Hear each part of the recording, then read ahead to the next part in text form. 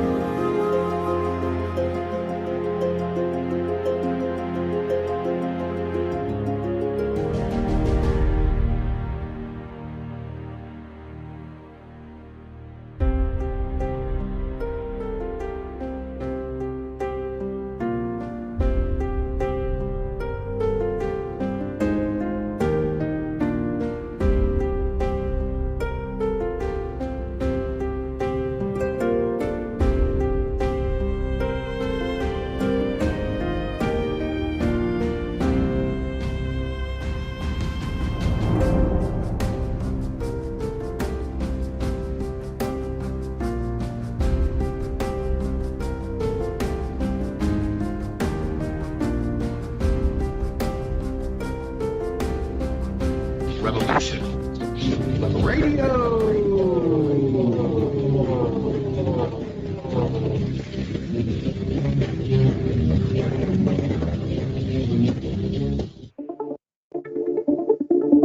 Most are afraid of unknown depths, skirting shores thinking world flat, and with the island girls in celebration of new religion.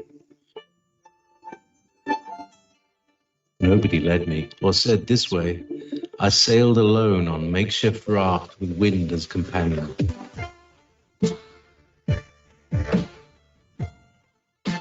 Prayed for deliverance, confidence enough to do another exciting show here on Zen Garcia YouTube channel.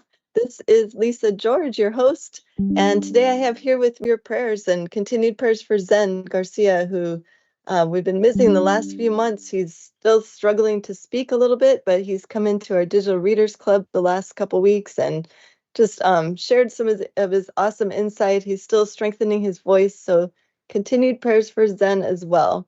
So I have here Noble. You want to say hi to everybody, hon? Hi, everybody. And then Brett, can we hear you, brother? Yeah, hi. Hi, everyone. Hey, good to hear you guys. Brett, would you mind opening us up with prayer, and then we can start a conversation? Sure. Heavenly Father, thank you that you brought us all together again this night, and thank you that it's been ongoing and consistent. And I hope that we all gather and get some knowledge and get some understanding and camaraderie with each other, because this is important during these times that are getting a little perilous, and we need togetherness and unity of thought here with people who are seeking and want to know more and understand what's going on around us. Please bless everybody that has participated tonight and all their friends and family. And please help Lisa to feel a little bit better and continue on. Zen, especially, to help him to keep his name. Amen. Amen. Thank you, Brother. Thank you. I am doing. Thank you for your prayers. I don't know what's going on. It's something Noble's saying, maybe a spiritual attack. It's weird because I was feeling so great after the whole cleanse, and then I've stopped for almost a week now and just continued to have good health benefits, and then all of a sudden, wow, this morning was just something else with a little nausea and some pain, and I kind of re-injured a little bit of my back, though. That could be part of it. I just realized that from a couple days ago. So just another weird, strange, just the way I was reaching out to lift up something here at our house and just put it down and pulled a muscle on my back. So could be something to do with that. Yeah, just out of the blue, like really weird things happening around here. So, I mean, definitely I don't put it past Satan to attack, right? Oh, yeah. Yeah, just for those who may have missed last week or last Wednesday, we were talking about the cleanse, the parasite cleanse, and so you don't think attributed to that, right, Lisa? You're kind of thinking maybe it's past that? Yeah, because I was pretty much done with that for almost a week before this morning. So, but yeah, if you guys missed that show, go ahead and check that out from last week, Wednesday. We had a pretty interesting conversation, didn't we, Brett? Yeah, you know what? I almost think we need a little bit of part 2 going on next month, because I do have some questions, and you guys did talk me into it. So I'm going to order that even with that discount that you have, which is great, the 10% off discount. I'm going to use that. And I'm going to try it because I think it's very important. And you both have told me that you felt, at least Noble, maybe, I don't know, not looking at the toilet or anything. I guess he's still doing better, right? Toilet TV does not work for me. No, and I do have another testimony to share from my friend who is in the middle of the cleanse right now with her daughter in California. And she reports to me every day, just, like what's happened. And she's had some very interesting symptoms that came up and then that have gone away just in the week that she's done the cleanse. So, and I'm sure you'll have some testimony too, Brett. We'll see how it goes with the next show. If you're going to be are you planning to start your cleanse around the full moon? Yeah, like you said, 3 or 4 days before, right? Yes, about 3 or 4 days before the full moon is a great time to start. And then then you'll have some things to report too. We should plan on that, a part 2. Okay. I agree. Yeah, like a bowl by bowl bowl by bowl notifications here. I'll be right on it. And no, I'm just joking. That's a good. But then today, I'm looking forward to. I was reviewing your awesome content you were sharing last time. Brett wrote a series of books, everyone, that you should all check out. They're for sale here at sacredwordpublishing.com. The last one that he was reviewing is his Rise of Mystery Babylon: The Way of Cain, and he was going for part 2. And I'm trying to remember what page exactly we're on in here, Brett, but you're covering all of the different points in the back. There's kind of like almost a page or more that you'll have on each section about those who follow the ways of Cain. They may act in these particular ways, right? Right. What I found and I discovered in the Bible, of course, the best resource around, I think there was 2 blocks of verses that seemed to have more of a definitive account of what would be going on in the future with those who follow the ways of Cain. So what I did was I grabbed these 2 blocks of verses. I think one was I don't have it in front of me here, 2 Peter, I think, and then one was in Jude. And actually, it was interesting because they almost said a lot of the same things, which is it's fascinating. So I cut pieces out of each verse and put little topics, and I conglomerated them together, and there seemed to be like 10 different things that would come up in the future for those who would follow the ways of Cain, and we discussed all of those. And it's interesting because they do seem to come to pass, and these were predictions way back then in biblical times. Yes. I'm looking at that. Actually, the 2 passages you're talking about is Jude verses 11 to 19 and 2 Peter 2 verses 1 to 20. And you lay those out really well here in this book. It's page 467. I'm on here looking at these 2 verses. Did you want me to read these 2 verses just to kind of refresh everything? Or I mean, you covered it really well in the last show. Yeah, sure. You sure you can go for it. Okay, I'm because going you're to going to be be, talking about these a little bit more here, right? Before we go into your new book. I'm probably going to, this is what I was thinking, if it's okay with you guys. I was thinking No, of go for it. starting to get into the Tower of Babel a little bit, because I almost finished The Way of Cain. I'm like at the very end, but I think the little bit I needed to say about Abel will be better said once I started to get into the Tower of Babel here in the next few weeks. So I think I'm almost practically done with that. But if you'd like to say those two verses, that'd be great, because I can say a little bit of comment on it. But yeah, I think we're getting pretty close to being done with The Way of Cain. But yeah, go ahead, go for it. I would love to hear those again.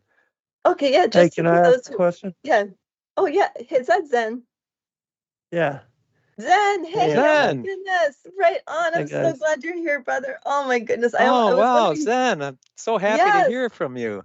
Zen Yeah, is it's here, good to be here everybody. with you. Everyone in the My chat's gonna voice is a share. little bit stronger.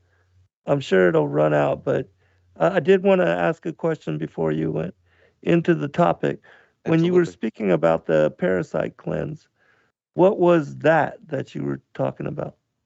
Ah, yes, Zen. I did this show last week, Brett and Noble and I, on it's Okay. something I would love to present to you, Zen, as well. And if you get a chance, maybe you can go back and listen to the show we did last week, Wednesday. We're focusing well, on health, and this is a huge part of healing for myself. Anyway, is I just completed a 30-day parasite cleanse, and it's very specific and. I can send you the link, brother, so you can take a look at it. The whole website is just amazing, and I think it'll make a huge difference with your health too, Zen. It's very similar to the yeah. Candida cleanse. Very similar to the Oh, Candida cleanse, okay. but it targets more parasites. Okay, well, what I was wondering is because you mentioned that, but you didn't say the name of what that was. Is it like diatomaceous earth or anything of that nature? What No, was and the actual product that you were talking about? the actual product is called the Parafy Kit, and that's available at Okay. rogershood.com for anyone who's interested. And if you want to go and just look at that whole website, that really opened my eyes up to a lot of the things that are living. Our bodies are being hosts for like these gross, horrible, nasty worms, and most people don't even realize it. But like in other countries, what I was saying from last week is that other countries like Mexico, Latin America, South America, around the world, they're required to show proof of doing parasite cleanses at least twice a year, especially for their children to attend public school. So the United States and other Western countries don't do this. And this was my first cleanse I've ever had in over, 50 years of my life. And so I just thought that the amazing health benefits from it is something everyone should really look into, Zen. And so thank you so much for asking about that, because I'm excited for you to watch that show. So what is it made out of? It's not the Yeah, it's not diatomaceous earth. It's 3 different tinctures that you receive in this kit. And Okay. you just take the tinctures 3 times a day on an empty stomach for 30 days. And there's all kinds of other cool things that come into play when you're doing the cleanse, and different side effects you might have. And there's even worm identification photos if you want to take a look at those on the website. So it's a really cool way to boost your immune system and really like address issues with your health. Well, I know that and looking into that previously, that people that have animals are almost guaranteed to have parasites. Yes, that's true. Oh, totally, for sure. And then, Yeah. we have quite a few cats. I know you have cats then, and also even just consuming raw fish. That's a thing here in Hawaii, is to have sashimi and poke, as we call it, and something that we were consuming on a regular basis. And it's okay to consume these things. It's just to do cleanses is really important, just so that they don't attack your immune system and Multiplying. and they can cause disease and all kinds of other things. It's really amazing. All right. Well, thanks for sharing. Yeah, sure. No, I it's so will great to have jump you here off with when I us. can. I'm sorry, It's what was great that, to Zen? hear you, Zen. Great to hear your voice again. Thanks. Yeah, I was just saying that, I know my voice is weak, but where I can jump in, I'll be listening in, and if I have any interesting comments, I'll share. So what you're saying is you're back on, right? You're back on. You're just Yeah, but I'm gonna be just hit and miss, because I don't have the voice to carry a long conversation. You know what? That's good enough for us, right? I really Yes. appreciate, and we would all light up when we hear these little comments coming from your corner. That it's like wonderful. Well, All right, well, I appreciate all of you. Thanks the for chat, the live chat has just lit up. Everybody's saying Oh, Zen's back. good. Wow.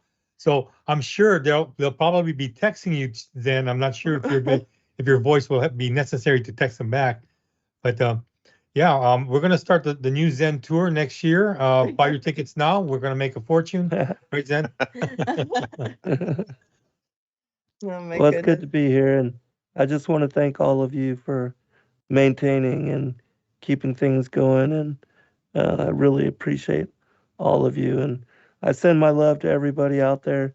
I'm glad to, be able to share time and space with everybody again. It's a great privilege. Oh, it's great. It's a privilege. The privilege is all ours. I mean, we really appreciate you fighting back and coming back to be on again. So even tonight, it was great. It just made my night.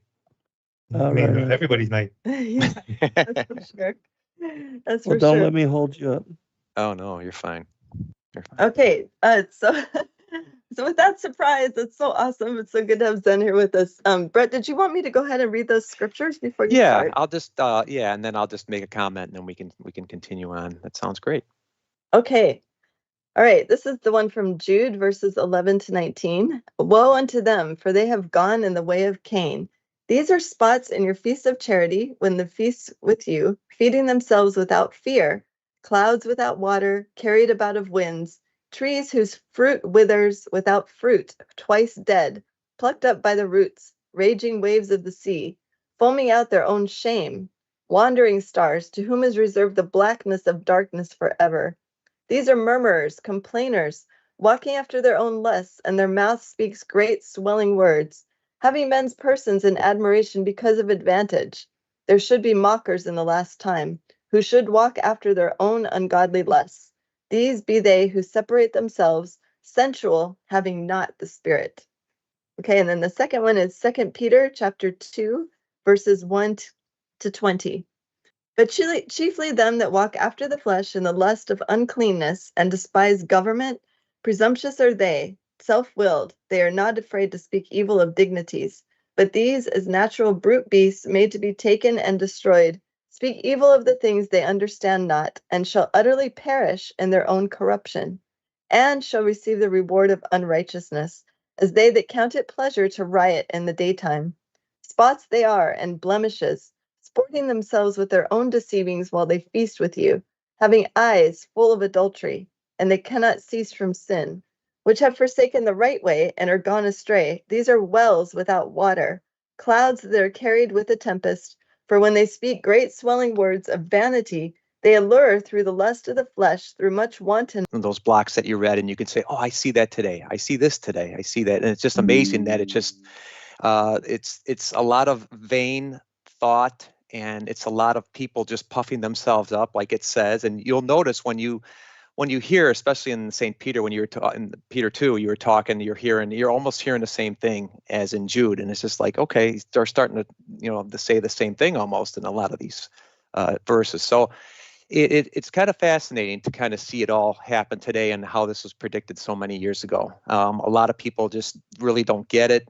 They're entitled. They feel they'll just say what they can about any Christian government or any type of 10 commandments or anything over above them. It's fascinating to see how it's all manifesting now. You wouldn't think about it maybe even 200 years ago, 100 years ago, like say in this country. You wouldn't even think about all the things that would be going on today that are. Oh, I agree. It's just gotten, and they're making it so obvious now, right? It seems compared to even like 20 years ago. Yeah, it's like the cat's out of the bag, and then they just don't care. They're just going for it, right? Yep. Cat's out of the bag and the parasites are being spread out. True. Yeah. So a little bit more in the way of Cain that I'll finish up here, but again, it's more of the conclusion. And Jesus, again, was the one that predicted it. He said, "But as the days of Noah were, so shall also the coming of the Son of Man be," in Matthew 24:37. So it's just interesting that we're seeing how they may have acted way back then, and we're seeing it all again today. Yeah. Yeah, that's so true. And it's nothing new under the sun. And I think, and it's another interesting thing that I think answers to a lot of the questions that we have are out there. We just have to research them and just, open up our hearts and our minds a little bit. Because actually, Jesus actually did say in Mark 13:23, he says, "But take ye heed, behold, I have foretold you all things." So in my view, the answers are out there. We just have to be willing to just maybe open up with an open heart and just kind of trying to look at things. I mean, imagine if nobody believed in these giants and these fallen Nephilim and etc. that are all over in all ancient texts and everywhere. Imagine if nobody just believed in any of that. There's so many holes in history, and they'd have to kind of rewrite a lot of things and just say, oh yeah, this period started with this, but we don't know how all these things happen. We don't know how, what's the circle of the Rephaim. We don't know what these things are. We just, it's everywhere. But if you try to block off certain things and do not have an open mind, it makes it a lot more difficult. I'm not saying you have to believe everything, but just have a little open mind just to think that there might be something spiritual out there and supernatural out there that could affect this world. Yes, I totally agree. Okay, so with that said and done, I'm going to finish that book, The Way of Cain, and that was my first volume pointed directly at Cain himself and a lot of the cultural things that sprung from him at the very beginning. Okay, and we see it a lot of those things, especially in Second Peter and Jude there. So that is the first part. As I wrote in the next volume, which is called The Tower of Babel. Okay, it's bigger than the other one, but it's a little deeper. It gets into these stories a little more than commonly are known and understood. That's because I didn't feel that everything was out there, so I researched beyond the library. I went to the internet and I went to everywhere I could possibly find some kind of source that might have talked about these old times. So that even helped a greater and deeper story. Because remember, there's usually one story. There's different stories, but when you come down to it, there's only one truth and there's only one account that's really what happened. So I tried my best to gather everything I could to put it all together into one story. And your resources are just you did a ton of reading for this, Brett. Your resources are just incredible. Oh, well, thank you. I appreciate that. But the reason I wanted to get into this and say this is because the Tower of Babel, it's another of the same, but it gets deeper. So in other words, I start to get into how the political world gets affected and gets utilized. And when we talk about politics, we mean how governing authorities start to make laws and rules based on these cultural elements. And so it's a little bit deeper. It's a little stronger because we can't just, call it off as saying, oh, that's part of what he believes or his culture. These are more laws now. And then I also get into religion too and how it gets affected by the enemy. And because that's, again, we're talking about religious laws. So it's almost the same thing. It's just one is more dealing with governments around us and the other one is dealing with belief systems and the supernatural. So that's what the Tower of Babel is about. It's a little bit, like I said, a little bit deeper.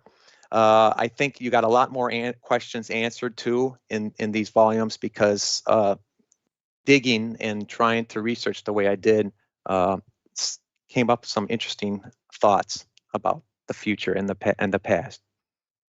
That is so cool. Okay, let's hear your research, Brett. Okay. Now, again, what I'm going to do this first hour, I wanted to get into the Tower of Babel a little bit, and then the second hour, I would like to get into the new volume. And the reason I wanted to do that is because I think that there's so many pressing things that are happening right now, and I'm just sensing that times are going to go bad fairly soon, in my opinion, and getting towards the end times. That's just my opinion. But that's why I believe that this third volume has a lot more importance. The second one will show us parallels, from then till now, which is great, and understanding how things happened before in the days of Noah, etc. But this new one has a lot of what can be relevant today and things you see around us. So that's why I want to just kind of split it up, if that's okay with you guys. Sure. That sounds great. Okay, here I'm going to get into first, though, for this first hour, I'm going to talk a little bit about the Tower of Babel. And feel free to, give me your thoughts and comments, Noel and Lisa, please. Okay. When we talk Mystery Babylon, obviously it's in the Bible. It's in Revelation 17:5, and it's talking about those of the other side, okay, and the enemy. And when I say the other side, I just mean, just for understanding, overall, it's like the spirit world, anything that is of this fallen world, whether they be demons, principalities, whatever, okay? That's what I'm talking about. Whenever I mention the other side, it's pretty simplistic, but I bring it up a lot, okay? But there, of course, we hear about the mysteries and Mystery Babylon, but we also understand that mysteries are also in the godly realm, okay? Because God leaves mysteries for us to discover and to understand, and they are out there. Like we see in 1 Corinthians 2:7, it says, "But we speak the wisdom of God in a mystery, even the hidden wisdom which God ordained before the world unto our glory." And then there was a exchange between Jesus and his disciples in Matthew 13:9, and Jesus said to him, "Who hath ears to hear, let him hear." And the disciples came and said to him, "Why speakest thou unto them in parables?" And he answered and said unto them, "Because it is given unto you to know the mysteries of the kingdom of heaven, but to them it is not given." So we got to understand that just because you hear something as a mystery doesn't mean it's bad, but there are a number of mysteries in this world that I believe God wants us to just take the initiative and go out and try to find. Okay, I appreciate people, like the Sunday school and church telling us what they believe that we should know, etc. But the only thing I had with those over the years is because I heard the same old thing. And whenever I would try to look around and look a little bit deeper, I'd get poo-pooed or something that say, no, don't look in that direction. And I'd be like, why? Right? Don't you both feel that same way? Totally. I had that happened to me so many times. It just feels like they're trying to like keep you herded in to not go outside the writings or the teachings that they're familiar with, which is crazy to me. Right.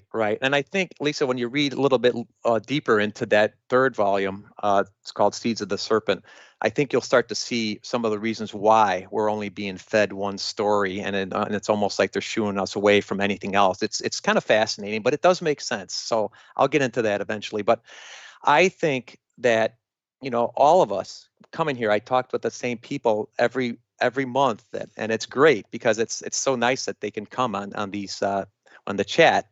And I think these people, just like us, and there's a number of people out here who might not be joining. They're seekers, and we're different, and we want to know more, and that's a great thing. Yes, I agree, and it's so cool that we're meeting so many more people, like you said, here through this ministry and through being on worldwide. People all over the world that have had very similar experiences to us. As what we did anyway in the church, in whatever organizations, in schools. They don't want anyone questioning outside the box. Right. And you got to wonder, is there something higher above pushing this and calling the shots? And it just, to me, yes, there's something that's pushing all this behind the scenes, and we'll get into it. And one thing I do believe, again, there's a lot of understanding what we're up against in these volumes, okay? Because I see it everywhere. Anything Christian especially is just talking about being near God and reaching out and just understanding God, and that's great, okay? But the thing is, they ignore the enemy. They ignore what we're fighting. They ignore what we're up against. It's almost like if you think about a football game, okay? You can almost guarantee that those coaches are learning about what the other players are, who they are, what their talents are, because it's important. They need to know their opposition. And it's kind of like us. We need to know our opposition. We need to know what we're up against, because if we don't, they're just going to pull the wool over our eyes, or try to, and then that's how they suck people down. Yes, right? And we're commanded to, in scripture too, to know our enemy's tactics. So it's like, it seems kind of a natural thing for people want to know what we're up against, like you said. I love that example you gave with the football team. Yeah, I was just thinking of that today. It's interesting, but yeah, yeah. So it's just I think it's very important to understand, and some people, I have a craving. I mean, I always want to just learn more and understand, but it's just very understand how they work and how they can try to pull the wool over your eyes. And one of the let me think here, a really interesting verse that I have too, and I think Jesus said this in Matthew 13:12. It says, "But for whosoever hath to him shall be given, and he shall have more abundance." And as I skip down a little bit, we talk about who the people who do not really seek and want to know more. And it says, "For this people's heart is waxed gross, and their ears are full of dull hearing, and their eyes they have closed. At any time that they should see with their eyes and hear with their ears, and should understand with their heart and should be converted, I should heal them." So in other words, if you just reach out, if you want to know, the answers, I believe, are out there. "But blessed are your eyes, for they see, and your ears, for they hear." So again, it's just sticking your head in the sand too is not going to help people any too, because obviously we see a world changing all around us, and there is truly a lot of mystery out there. But I think trying to ignore it or just trying to look the other way is not going to help when they come calling. Oh yeah, totally. And to me, it seemed kind of like when I was in the church so heavily, growing up as a pastor's daughter, it just I see that people, when you try to talk to people about like current events that are happening in the world today, or like their favorite pop star and how they're linked to Satanism, they don't want to talk about that. They want to kind of keep it separate. Like what you learn in church stays in church. What you learn Right. outside of church doesn't apply, because we don't want to take accountability for what we're watching and what we're listening to, basically. But Right. did you see something similar to that, Brett? Yeah, that's a very interesting take. I like that. It's almost like they don't want to, uh, cut the habits. You know what I mean? They want to eat the ice cream, but they still want to be thin. And they want to act like they should be thin, even though they're not. But they still Yeah, eat the yeah, ice cream. yeah, exactly. So It's bizarre. yeah. Another thing that the enemy is doing, like I said, this is just the introduction. I haven't gotten into anything yet, but I think this is an important introduction to understand what this next volume will be about. I think another important thing is we need to understand how things have been corrupted. And I'm talking about both sides. Like you were saying, Lisa, it's not just, the Church of Satan, all the things that are negative out there that we obviously can tell that are not of God and do not want to be of God.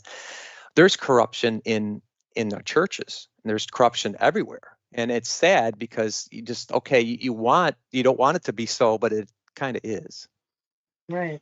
And again, one important thing I will keep bringing up back and forth here as I'm discussing these is that word antichrist, because I'll get into some more proper definitions in dictionaries and such that I found. But if people have been, I thought, taught to understand antichrist as means something bad against Christ, totally against them, blah blah blah, and I think that's how I've grown up thinking of the word antichrist as something that loves the devil and bad.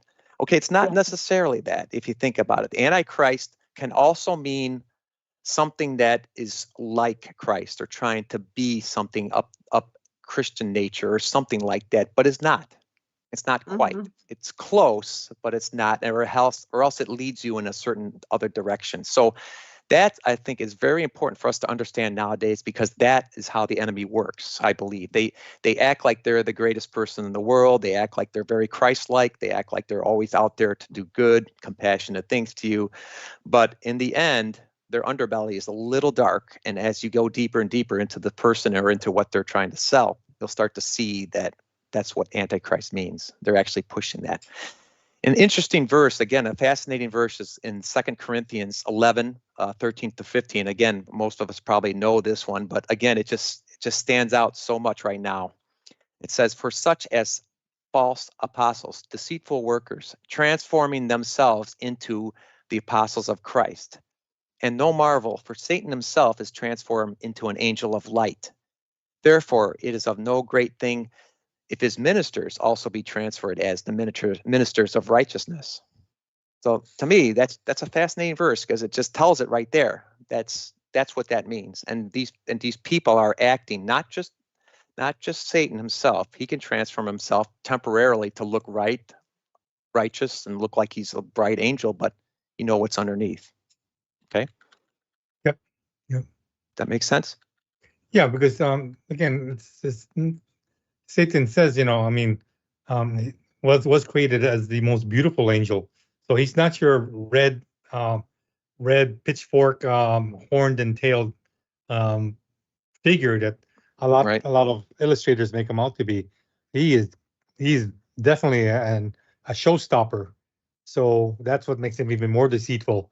He looks like, the most beautiful thing, and yet corrupt inside. Right. And that's how I believe they work today, because Christianity has been the big opposer of so much. If it wasn't for Christianity, in my view, and Judeo-Christian values, they would have had this whole world wrapped up by now. But these things continually expose them. I know some of you probably heard about, like, you've heard about the mark of the beast, and you heard about it coming on the media somewhere, and people saying, "Oh, wait. Oh, I heard about that 666. Oh, that's in the Bible. Oh, that mark. Oh, yeah." I mean, it's because of the Bible. The Bible actually has a verse about that. And then, of course, if you're trying to slip in something like that, they got to be careful when they try to slip it in, because obviously people get, light bulbs above their heads and saying, "Oh, yeah, I've heard about that." So that's what I was saying. Christianity is one of the things, and the Bible, of course, is one of those things that actually are stopping their progress. It's blowing it a little bit, but all they have to do is continue on with the corruption, and they'll get there. So that's not sad to say, but that's prophesied in the Bible. No, I agree. I just thought of something I shared with Noble a couple of days ago. I was reading this online and also listening to this interview by a guy who worked in Antarctica for about 3-4 months. His business was subcontracted to help them assemble something or do something down there. And he said that he had to fill out all this paperwork before he was hired into this company. This company was just stationed in Antarctica. And one of the things that they required him to sign off for is that he's not allowed to mention or to write the name of Jesus Christ. I thought that was so interesting. Out of all the other names of all the other gods and deities and whatever, that particular name was the only one that they're not allowed to say. Kind of tells you something, don't it? Which is kind of fascinating, because, again, I was gonna get into that later here, but that's a great saying. At least I like that. And the reason why I think that's a good thing to think about is because, there's all these other deities, and there's all these other saints and etc. that are worshipped, and these other religious beliefs. But the funny thing is, like you said, they're not condemning, or they're not trying to halt the rest of them. Right. Which is it's just, and that makes me wonder, okay, so if the rest of the world is trying to halt Jesus and trying to poo-poo and put down like Christianity, etc., maybe there's a good reason for it. Maybe there's unification on the rest of the world, and they just want to get rid of the outsider and the one that's actually exposing them. I have a comment I'd like to share. I don't know if you saw the Olympics and the opening and closing ceremonies, and if you had discussed this issue, but without a doubt, the Olympic Committee and the pagan ceremonies, they had ostracized Christ, and they came down on people. Like, there was a surfer he was from Brazil, and he had the statue of Christ on his surfboards, and they made him remove those images, or he would be banned from competing in the Olympics. And as you had said, they also would not allow the mention of Yahushua anywhere within the program. But yet, and again, with the opening and the closing ceremonies, it was, the whole woke agenda and the blasphemy of the Last Supper in the opening ceremonies. And then in the closing ceremonies, it was clearly Revelation 9 and the coming down of the light bearer Apollyon Abaddon, the destroyer, and how he was opening the pits and being given authority over the ancient kingdoms and the New World Order. And it Wow. also depicted him. If you've not seen this, you should definitely look it up. The Olympic closing ceremony, and it shows him sitting the light bearer. He's all golden and shining like Lucifer in his vanity.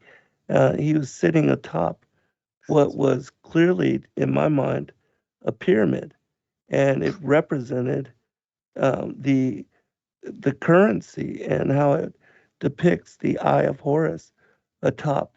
The we wrestle not against flesh and blood, but against the powers, the principalities, the rulers of darkness and wickedness in high places.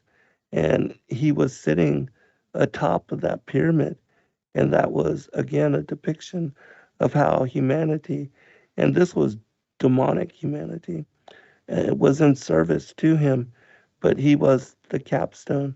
And we know that Christ is the stone that the builders rejected. And when he returns, he's going to put an end to all of these kingdoms.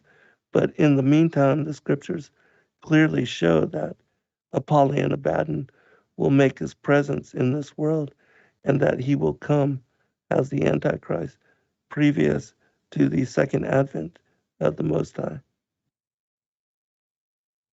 That Have y'all seen that?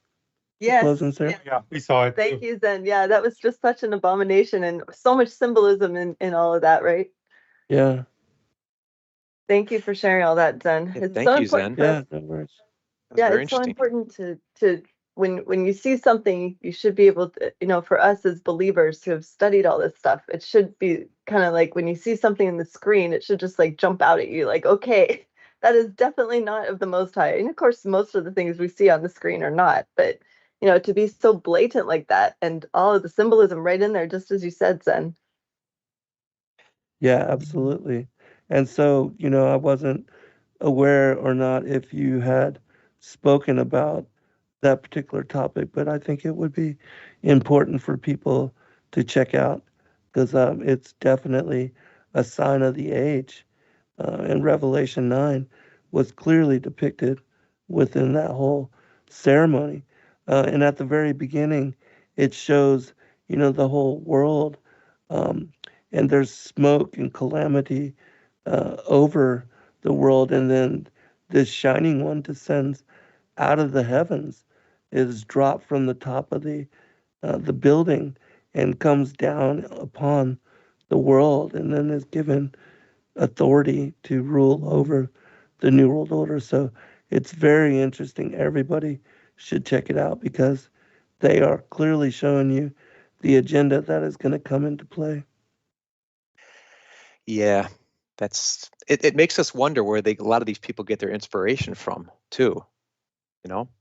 Yeah, I mean, It's definitely Satan in my mind, because they are serving the powers. The we wrestle not against flesh and blood. the other It side. clearly in my mind shows that. Yeah.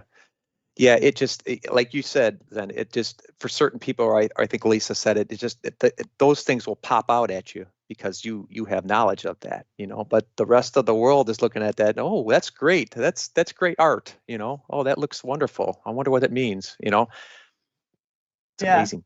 Like, Right. it's Most a people, gold bumblebee.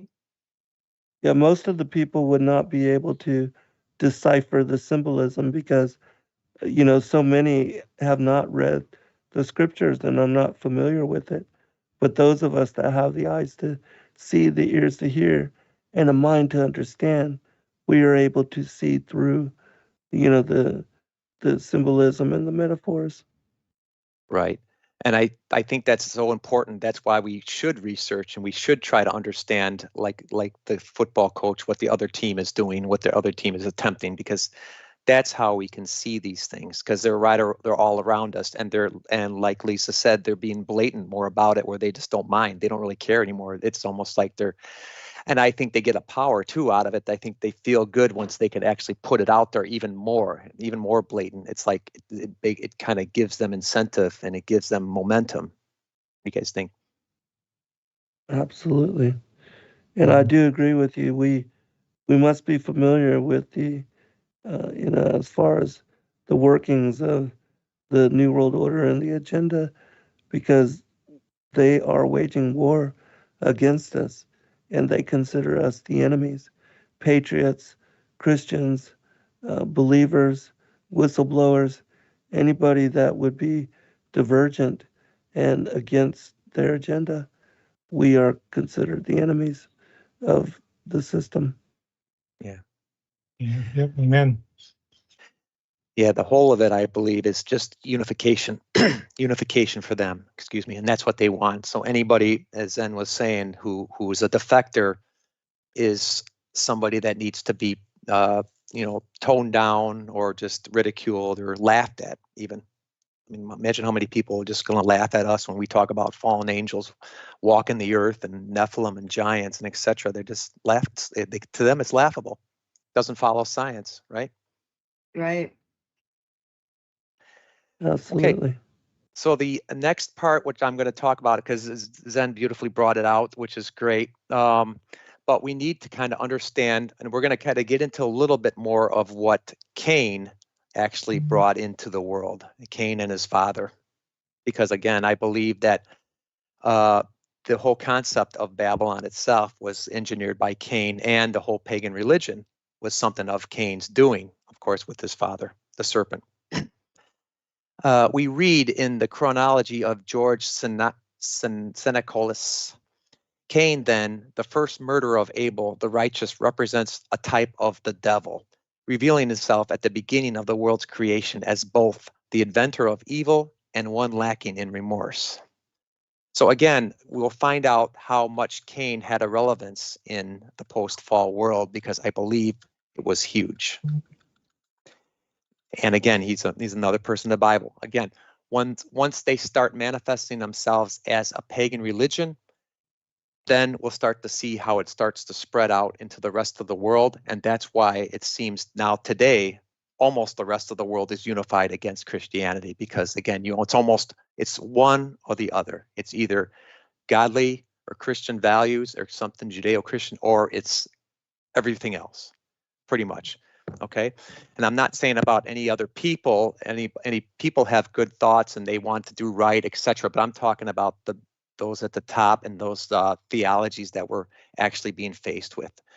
They are trying to unify themselves together and then just take everybody else and all the other theologies out there that they don't think is working in their favor. And that's us.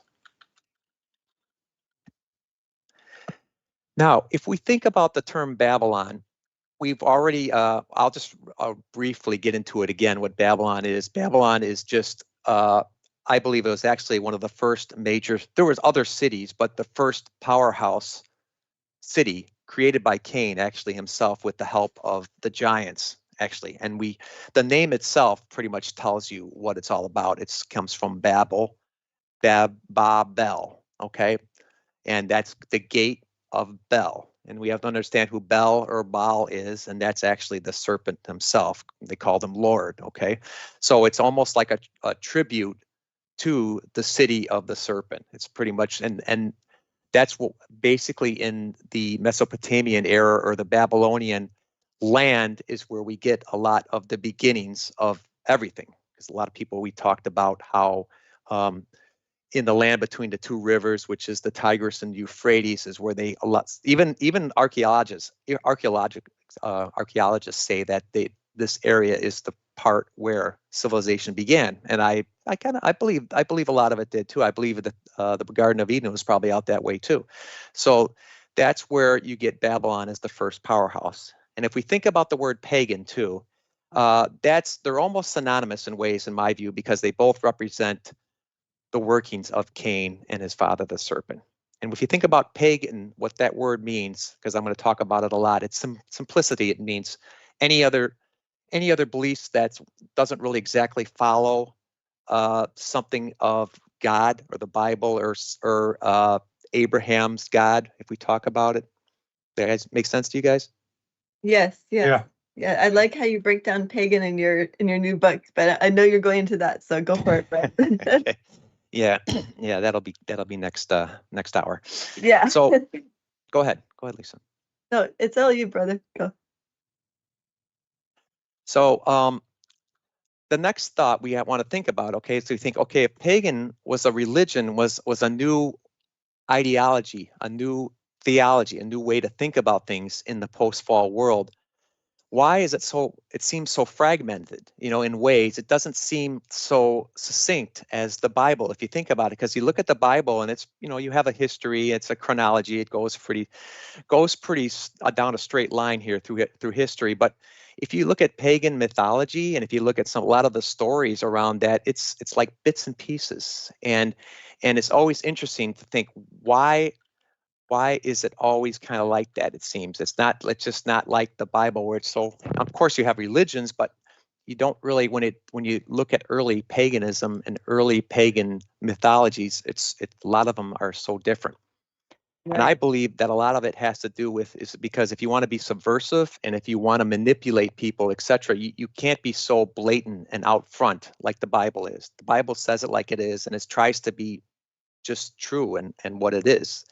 But in paganism, you have to be a little seductive to kind of lure people in. And then you have these fantastic stories of Zeus, and you have all these other stories. And I'm going to be getting into what a lot of these pagan gods actually, and who they actually were, which is kind of fascinating once you look at it, because I believe that they both start around the time of the fall. So you'll have them both representing these characters in the Bible. But of course, pagan needs to be a little bit seductive, and they need to have some smoke and mirrors to kind of hide what their intentions are.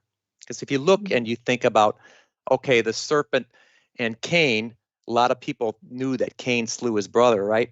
And you know that the serpent tempted Eve and seduced Adam and Eve, and he helped ruin the world the way it was. So you're not going to think these people are right or righteous unless they can do a little seductive work and a little bit of shenanigans in their religion. Yes, I agree. It's much more subtle when it's the pagan than just the straightforward scripture. Right. So Yeah, one other comment really quickly with regard to paganism and the Gentile nations.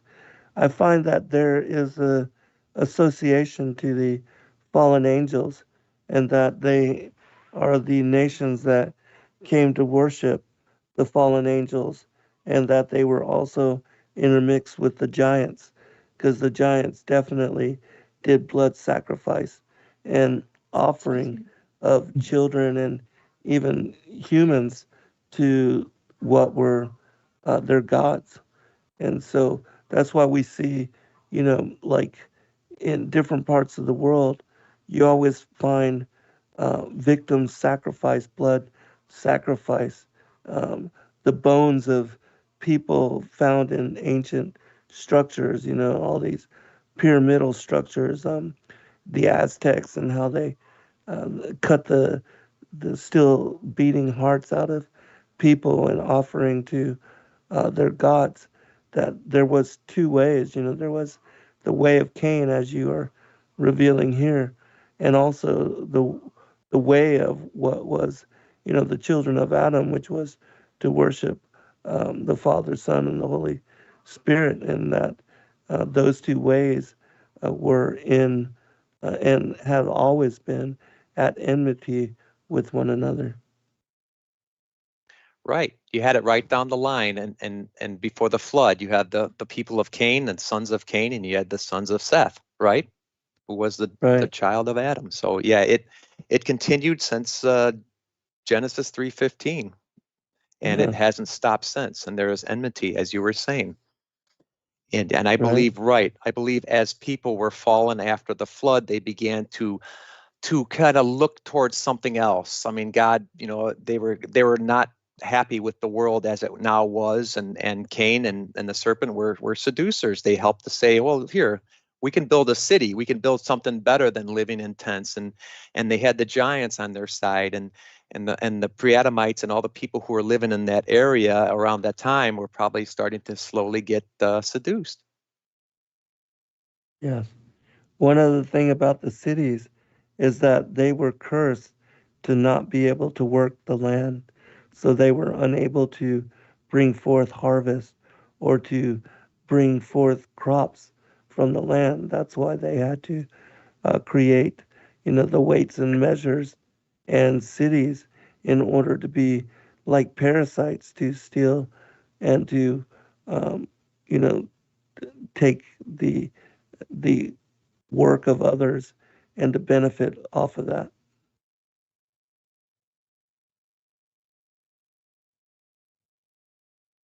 Yes, for sure, Zen. That's definitely a reason why they had the cities, right? Because they couldn't.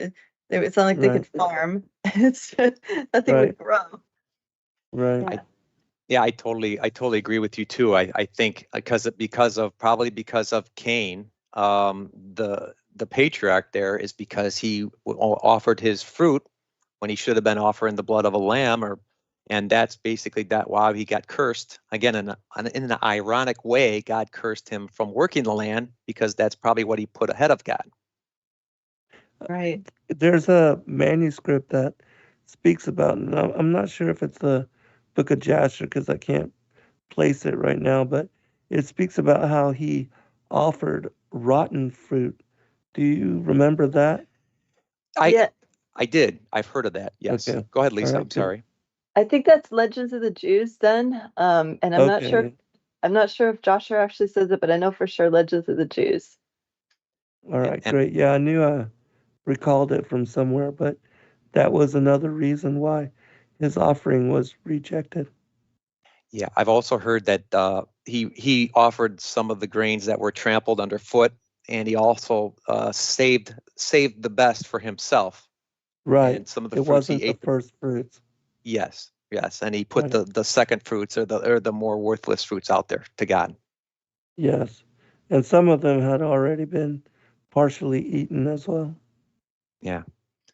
It's a big no-no, but that shows us Cain's character. He was more of self-absorbed, right? Yeah, he thought of himself, and he thought of mankind and his own interpretations. And guys, secondary. I'm sorry. It looks like we're going to go to break in about a minute. So, did you have any last thoughts you want to say? And then we'll have a short break, and then everybody can come back, and we can continue discussing your new book, Brett. Okay, Zen, you want to say anything? I was just saying that God was secondary in the mind of Cain. Mm-hmm. Yeah, and man was first.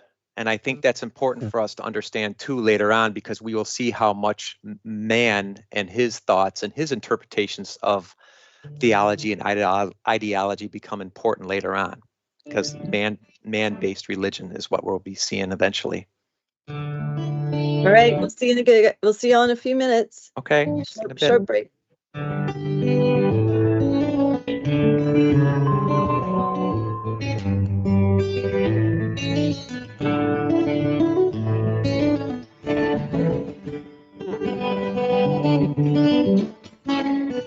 Listen to Revolution Radio at freedomslips.com, and we'll be right back after this message.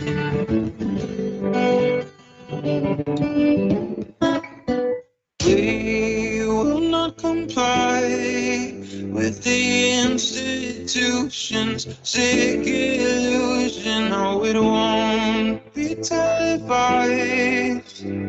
Welcome to the revolution.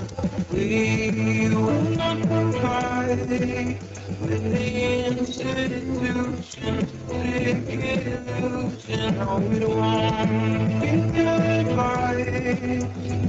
Welcome to the revolution. They're trying to dumb us down. Don't want us to make a sound. We gotta get out, 'cause it's a revolution. Revolution.radio, freedomslips.com.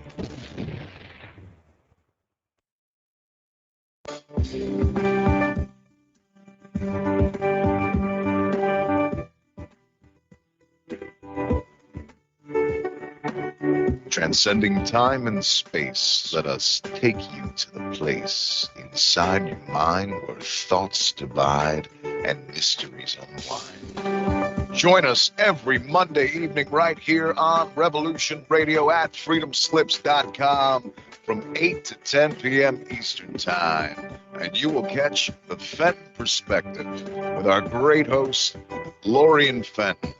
Come listen in as she shares her amazing stories from the past to present, along with all of her guest secrets to the future. That's the Fenton Perspective every Monday evening right here from 8 to 10 p.m. Eastern Time, only on Revolution Radio. Oh, and you don't need to expect us. We're already here.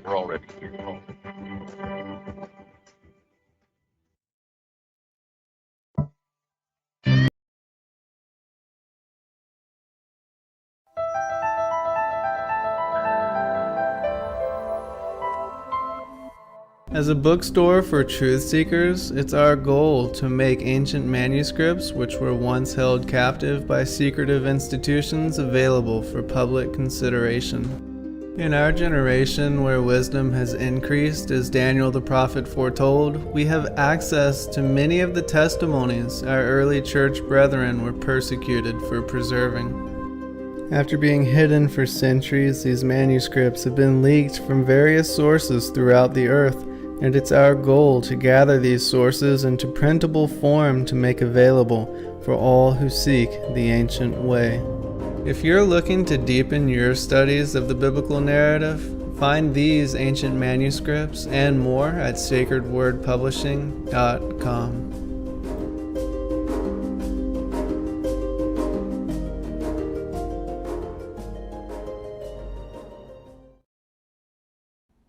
Your partnership with Sacred Word Publishing goes further than the publishing of ancient manuscripts and weekly video content.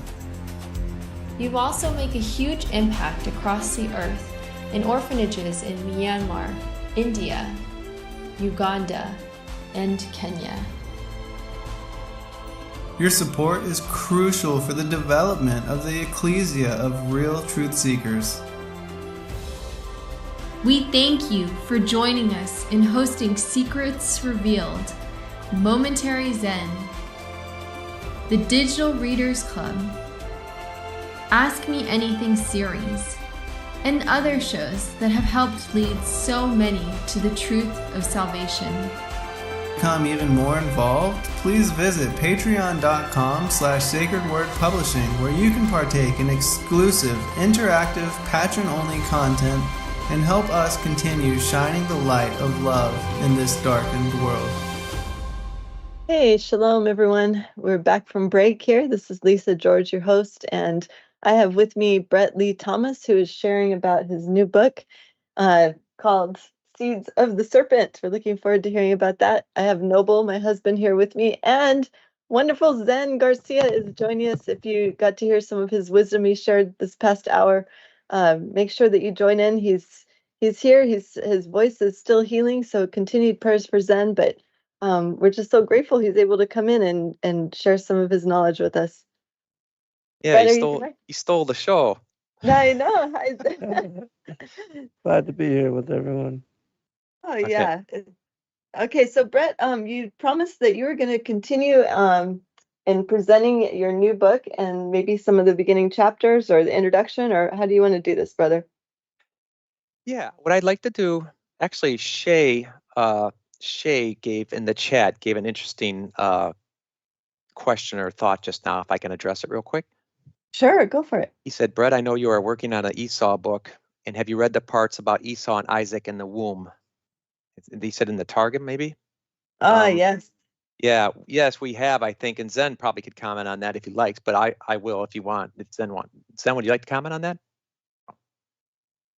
You said Esau and Jacob Isaac in the womb. in the womb. Yeah, Before well, they were yeah. even born. I think he meant Esau and Jacob. Yeah, Esau Oh, and yeah, Jacob. not Jacob. I'm sorry, it's written as Isaac. Yeah. I'm sorry. Yeah.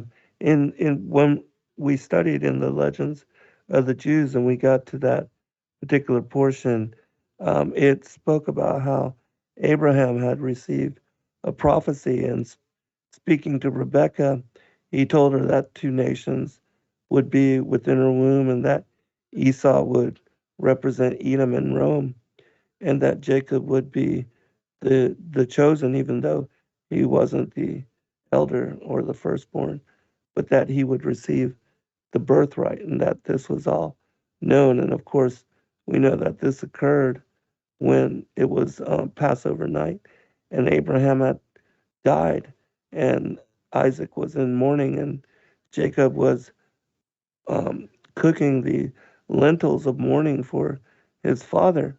And that's when Esau had come to his grandfather's house because he was running from the king's guard of Nimrod, having just murdered him and stolen the garments of power back from Nimrod, who had received them from his father Cush, who received them from Ham when they were stolen off of the ark from Noah. And so um, we see that it is a continuation of the enmity between the bloodlines that is prophesied in Genesis 3:15. So I'll let you comment on that, Brett. Yeah, I think you're absolutely right in all what you're saying there. Yeah, and I think Esau he carried more of the ideological enmity. He didn't have it in his blood, obviously, but I think he carried and helped facilitate a lot of the enmity that would be on the true people and the Judeo-Christian ethic and etc. So yeah, I think, and there is some interesting stories too. I think about where I heard in one I read that when they were near like something of God, Jacob would kick in the womb, and then whenever they would be near an idol, Esau would move. I mean, it was just kind of an interesting little take on that whole womb thing. But yeah, I think that battle started even before their births. So I think that it was just almost like they had these destines on where to go. Okay, so one last thing. Go for it. One last thing about Esau. In the legends of the Jews, it makes mention of him having double sets of teeth, which we know is a Nephilim trait. Giant. So that seems to be odd. That is interesting. That is. So I don't think. I mean, he wouldn't have any blood there. I mean, maybe it was just something more of a symbolism. Right. On that. Well, I don't.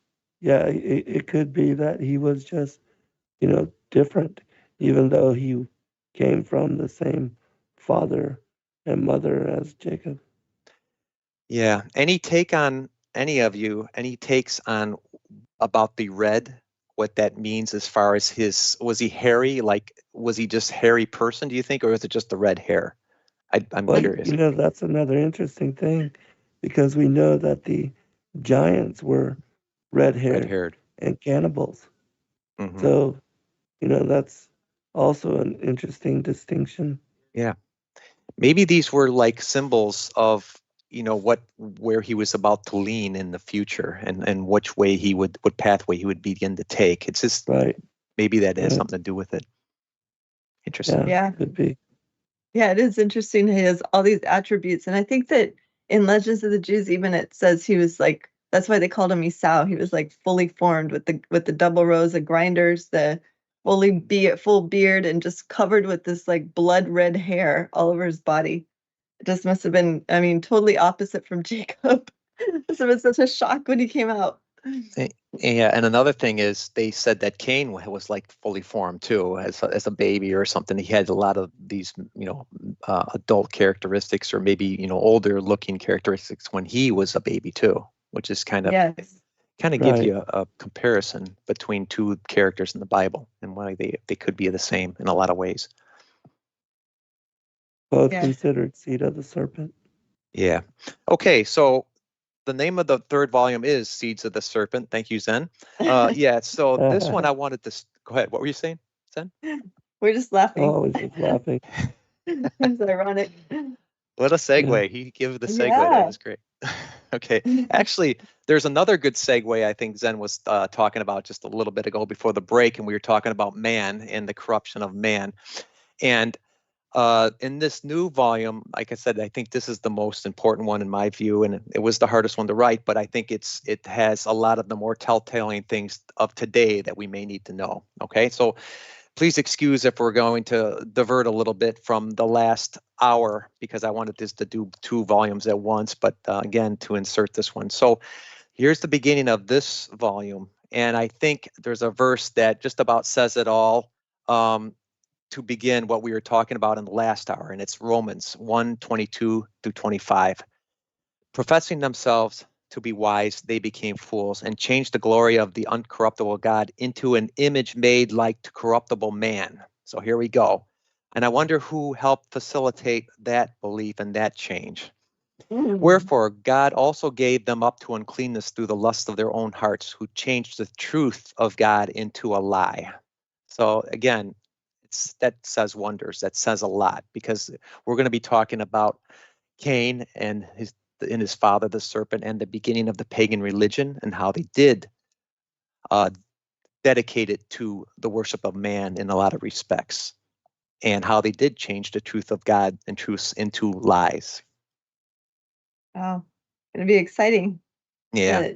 Interesting conversation here, and very interesting book too. Brett, real quick, this new book, is this available yet online? Yeah, I have to get it on Zen's website, so Sacred Word Publishing. I want to get it on there. I haven't had a chance because I know, the circumstances and such, but that will be available on the website probably next week. I'll just send them what they need to know, and that should be on there. If you want, like I said, if anybody wants to order it from there, just please give me about a week and it'll be on there. Okay. Okay, awesome. Because I would highly recommend anyone, if you're interested in this conversation whatsoever, get this book, because it explains so much more. It's amazing. Were you able to read farther, Lisa? I'm in about halfway. Oh, really? Yeah, very, Oh, wow. very great information. Yeah. Oh, yeah. It gets a little freaky later on, right? Did you get into the part about the fighting that went on after the flood with Yes. Shem? Yes, all that. That's just things that you're only going to find if you do research like you do, Brett, where if you go way outside the box, you get all these cool texts that, I mean, I'd never heard of quite a few of these before. You combine that with like the Jewish Encyclopedia, the Legends of the Jews, everything else that's a little more familiar out there, and you come up with this information. It's awesome. Yeah, some of those, especially in that chapter, and I don't want to get too ahead of everybody, but that chapter was a very hard one to write, because there's not much out there, and you had to kind of piece it together that hardly anybody would piece together. Yeah, exactly. So I think Zen will like that too. I'm so excited for him to take a look at that one, or else we'll talk about it, because I think it's right up our alley. Anyhow, so this new volume will not be like the other two. It won't be more of those parallels between then and now. It'll be more of a chronological order of events that starts way back in the garden. I'm just going to mow on all throughout history, all the way to here in the simplest forms I can, because I know its history is huge, but all the things that are relevant from then and how it continues on to today. And again, mainly we're talking about what Cain and his father did, the serpent, actually how they helped to instigate this whole pagan religion onto the world and onto different religions and onto everything else. And again, we're not holding people's feet against the fire, for whatever they get into, because I believe that corruption is everywhere, even in Christianity, and that's the worst kind, into Judeo-Christian values. That's the worst corruption out there, in my opinion, because they're not out there like Nimrod and Cush and Semiramis saying, "Oh, we are pagans and we are proud of it," and we don't, these people, these ones that I'm talking about with this Christian corruption and all that we're about to see eventually, they're hiding it, and they're the ones that the Bible talks about as the wolves in sheep's clothing, and the ones that are turning people astray. And that's a lot of it is Edom's doing, because I believe, again, that's why and twice in the Bible says that God hated Edom. And I think we talked about it before, but the reason he hated Edom, not just disliked, he hated, is because of how Edom help to facilitate these manipulations of the godly and of people who are seekers and trying just to find the ways of God, and they're getting twisted around. Wow. I heard that, and yeah, you're right, Brett. I heard that God hated Edom because he knew what Edom would do to his people throughout history. Especially when Nebuchadnezzar came down and destroyed Jerusalem and the temple.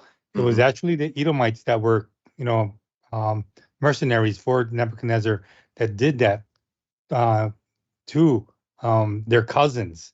And so God stated, I hate Edom, and it's because of all the things that Edom would do. And I mean, when you think about it, Herod the Great was an Edomian. Yeah, so he was part Edomite. So again, the nation was afflicted much by Edom, right? And Edom is from Lot, right? I mean, And then not Lot. I mean, Edom is Esau. Esau. Esau. Yeah. So again, when you think about it, he hated. Well, God knows all things, right? He's not bound by time, but he hated Edom with a passion because he knew what Edom would do. So sad but true. Yeah.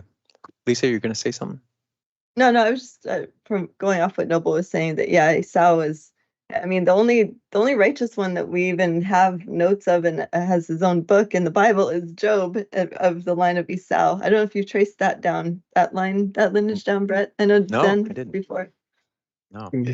Yeah. That's interesting.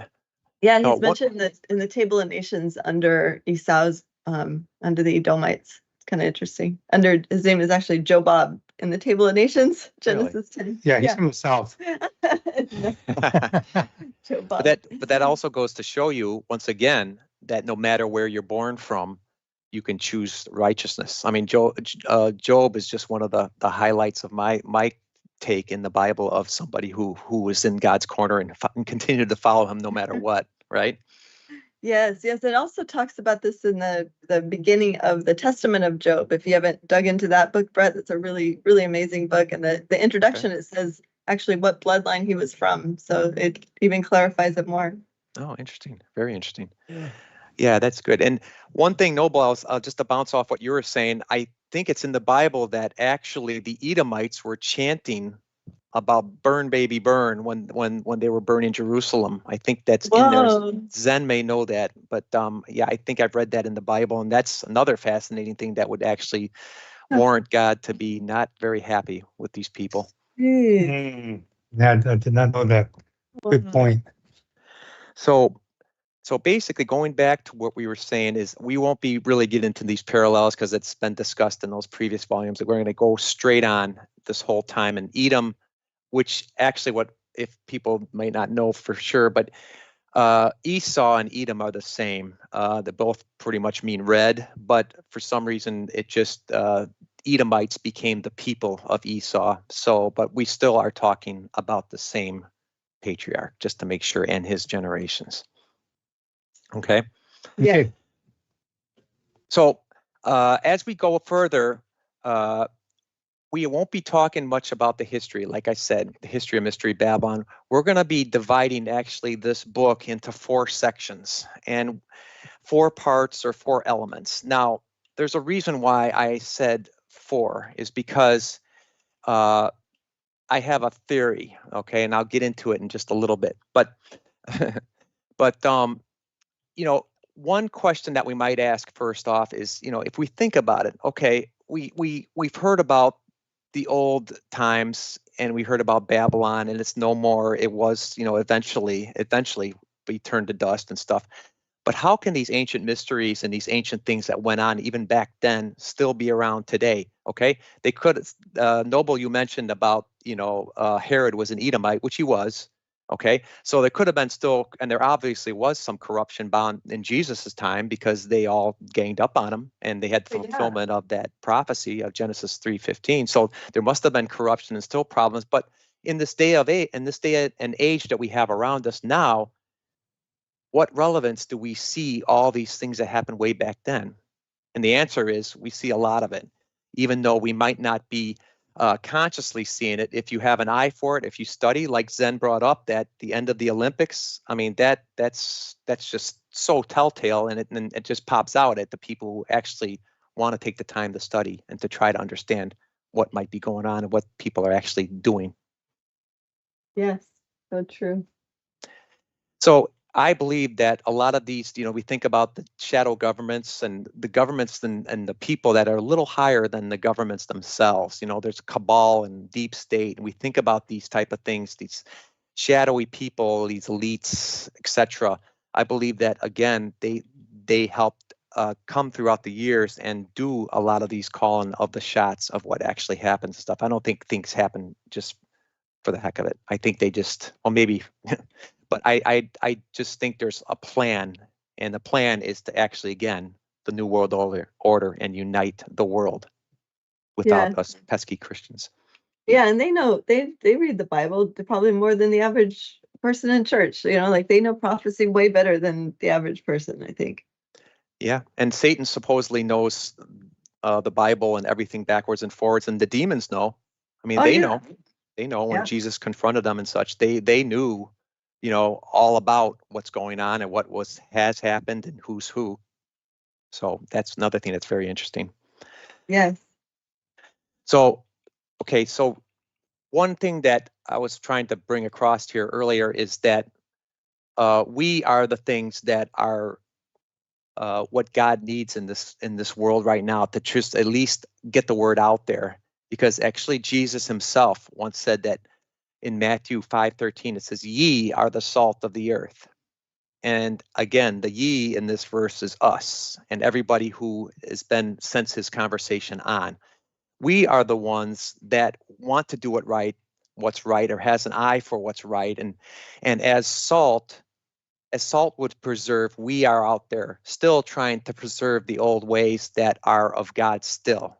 Okay, we hear about people talking about being progressive all this time, progressive, moving forward. Again, is it moving forward, or is just moving away from what was once things of God? But we are the ones that are trying to keep and preserve all that's good and decent in the world and godly. And the interesting thing about it, Jesus also said in that same verse, "But if the salt hath lost its savor, wherewith it shall it be salted? It is henceforth good for nothing, to be cast out and to be trodden under the foot of men."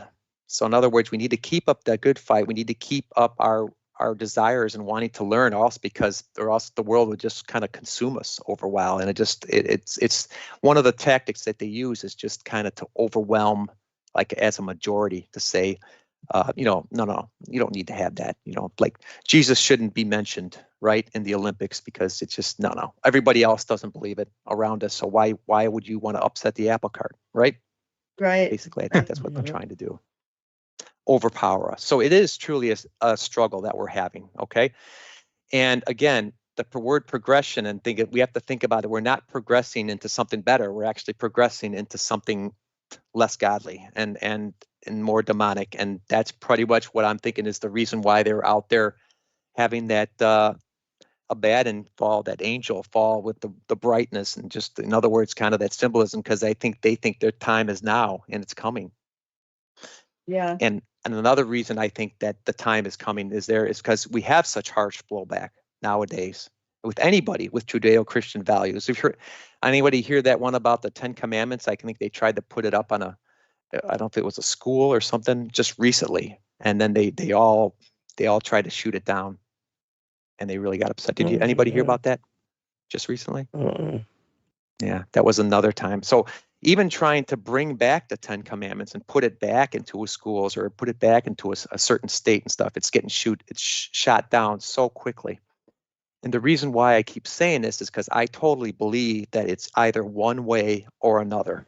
It's either godly or of the other side. Okay, I don't believe that there's neutrality or middle ground or anything like that, in my opinion, because one way or another, if you try to think that there's, let's say, neutral spirits out there, you try to be, yoga or communicate with, the Ouija board, or think that there's something neutral or good. I don't believe that any of it is out there. I believe that is neutral. I believe it's either one or the other. And as I continue on with this volume, I think we'll see that we're only pointing towards one direction or the other. That's very important. Well, that's a good point, Brett. I believe before, I mean, decades ago, there was a neutral middle ground. It was a transition period, but now because time has gone forward, and Satan's time is short, the drawing short. I believe it's now more, one or the other, black or white. Right. Not the 50 shades of gray in between, like before. Maybe there's a few more gray shades of gray, but not as many. I think it's really becoming cut and dry. You're either for this camp or you're for the other camp. Right. And I think that's the essence of how the government is being pushed into that direction. It's either, you conform or we're going to blank you out, as far as, you're not going to be allowed to, like, again, I think about Zen, what he said about that particular, was it athlete that had Jesus somewhere, and they wanted to say, Right. no, you can't have it. It's Oh just yeah, like, he had the image on the Being a surfboard, and they surfer. told him take it off, or you'll be disqualified. yeah. Right. I mean, what's the big deal? I mean, What's the big deal? And it's funny, they even said, "Oh, we tolerate all things." Well, they sure didn't tolerate that Brazilian surfer. You know what I Right. mean? Yeah. So much for toleration. Yeah. Their tolerance is something that they like. Yeah, tolerance in their book, not anybody else's. Yeah. So I agree with that. And again, like you were saying, Noble, I think you're spot on there, is because I think what they're trying to do is, for a while, they had to go neutral to kind of just seduce people and kind of bring them off the God standard and the Judeo-Christian values. They had to slowly say, oh yeah, these type of pagan or these type of religions aren't necessarily wrong or bad. They don't have anything that might drag you down, and they might sound fine. Or else these spirits that are out there, you can communicate with whatever, neutral, because they talk about that, neutral spirits in paganism quite a bit. And they say that the only evil is in a person's mind, and I don't necessarily believe that. I believe that there's things influenced in a person's mind that can help make them evil. Yeah, I agree with that. So when it came to the point now, as you were saying, Noble, I think again, the devil is very wroth because his time is short, and that says that in the Bible. So if we're thinking about the end times and thinking we might be close, because that's why things are getting pushed like to no avail, because it's just they're pushing it very hard now, because maybe the time is short and maybe there's only a certain amount of time before some bad stuff happen. Mm-hmm. So you guys, any comments or any thoughts? I don't want to keep. No, you're rolling. Keep Definitely. going. Another thing that we're going to be having issues with, I believe, is science and the way science has been propped up as like the God and the only thing to look towards. I mean, okay, I understand God created this world and created all the way the laws and etc. the way that science have been able to define them. But again, if you can't replicate things in a laboratory, to them it's not scientific. But again, it seems like a diversion to me, because how are you going to replicate the supernatural or prove the spirit world or the veil? How can you prove that things like that happen? But so many people say, oh, I've experienced this weird thing, or they've seen a ghost, or they've felt a presence, whatever. So all these things can't, in my mind, just be nothing. It's not just something schizophrenia. There's got to be, in my view, something. And again, as you see with the Olympics and all that stuff, why would you parody that? Why would you go to those extremes if they didn't believe that there was something maybe beyond this world? Right. Makes no sense. Yeah. Why put it out there on a worldwide stage if it's something that doesn't exist? Right. People don't do things just for no reason. They do it either to benefit them or to kind of help what they believe in or push what they believe in. So there's always some reason why people do these things. They don't just make that art the way it is. I mean, there's something there. Maybe there's anger there. Maybe there's hatred towards God there. Maybe there's something there that they want to show to everybody, or maybe they feel they'll get more powerful out of it. Yes, that's true. So again, what I'm just saying is in this, especially in this last volume, because it's going to go a lot into, I hate to say it, but a lot into godly corruption of like antichrist type of corruption, corruption of people who tried to be. There's going to be, because it's so easy to see in everything else. You can see, again, if a pagan person says to you, oh, I love the nature worshiping religion, etc. Okay, that's fine. That's fine.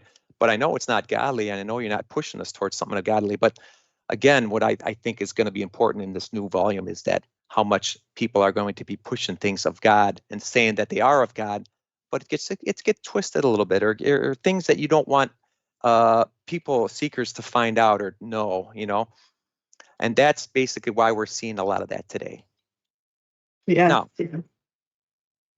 Now, what I want to get into is I said something about 4, okay, the number 4, and why the book will be divided into 4 sections. And it's funny that Ezekiel 14:21 has, how much more when I send my 4 sore judgments upon Jerusalem to cut off from it man and beast. Now, there's a reason why I get 4, and it's interesting because I believe every one of us practically has been touched by one of these 4 elements, or 4, I call them groups, and we'll find out what they mean very soon. It doesn't mean that everybody that has been touched by them is evil and this and that, but I believe it's more of an umbrella of influence that has been brought upon the world, okay? And what I want to get into is, we think about 4, sometimes in Revelation we have the 4 horsemen of the apocalypse. Most of us have heard about that, and we think that, okay, there are events that are going to happen, one right after another, to bring on the end times. And I'll elaborate on that a little bit. I believe that could possibly be the events that bring on the end times. That could be, okay. But I also believe in just doing the research that these 4 horsemen could actually be 4 groups. These 4 horses could be actually groups of people. And as I will show in these books, you could actually practically divide the world into 4, okay? And more of a 4 of an ideological, or even a belief system, or something, the way that people follow. So again, we'll talk about these 4 and how I think it could be a little bit more than just 4 events that happen at the end times. Because if you think about it, go ahead, what were you saying?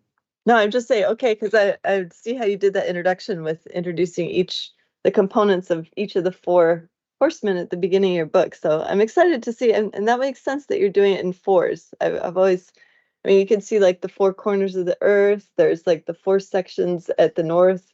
If you look at one of those maps of what the north was like, of course, on the flat earth.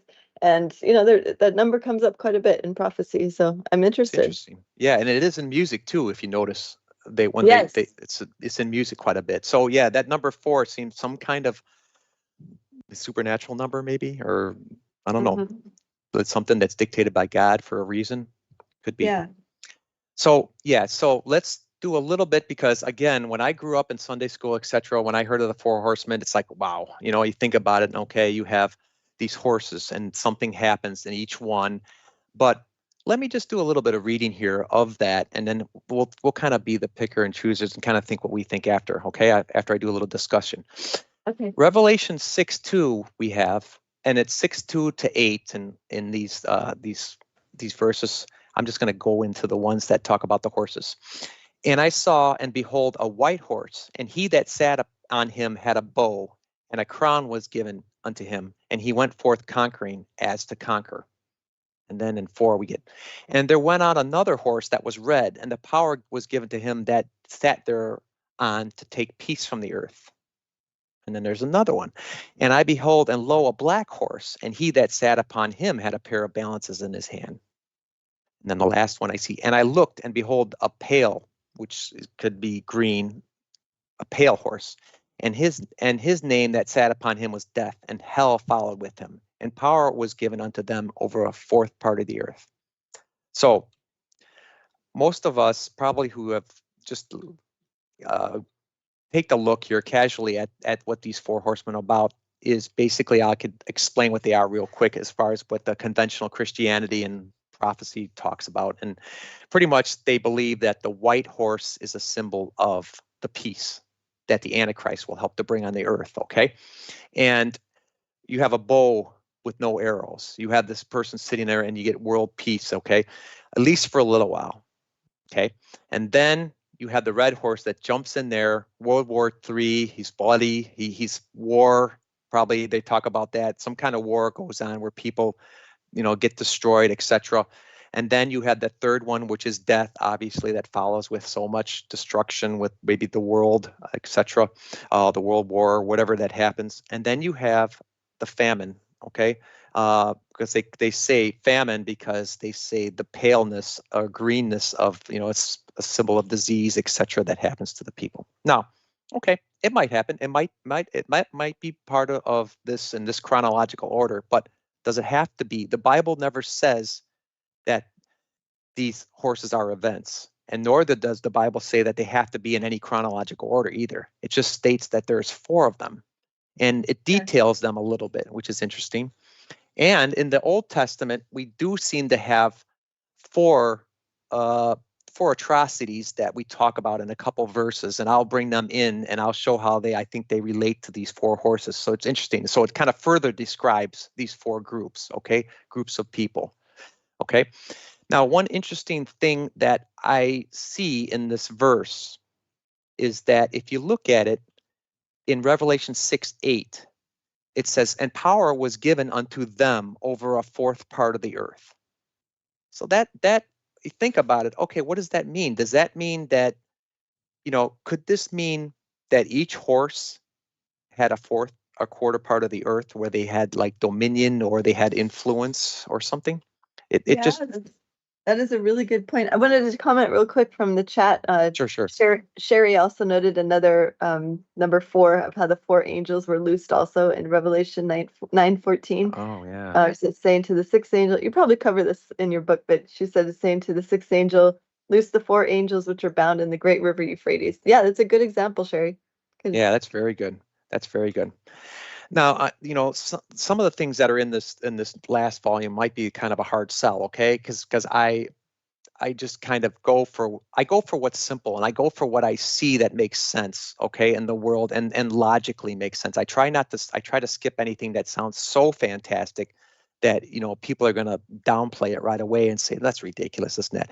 So that's why some of these thoughts and some of the stories and theories and stuff I get into this last volume are going to sound maybe a little bit fantastic at first, like this, because if somebody would have said something like this to me when I was younger and just trying to learn about prophecy, etc., I would have been like, no, that doesn't make any sense what you're saying. You know what I mean? I would not believe it at all. But I think that's, again, as you were saying, Lisa, earlier, and Noble, about how it's been programmed into us and beaten down into us so much over the years, and we're talking hundreds of years of Christian taught and lessons that we've been getting from the elders and from people who are knowing, like pastors and preachers, that there is no other way. This is what we think about it, and this is the way it should be. That you notice that so many of them are not very open to new thoughts.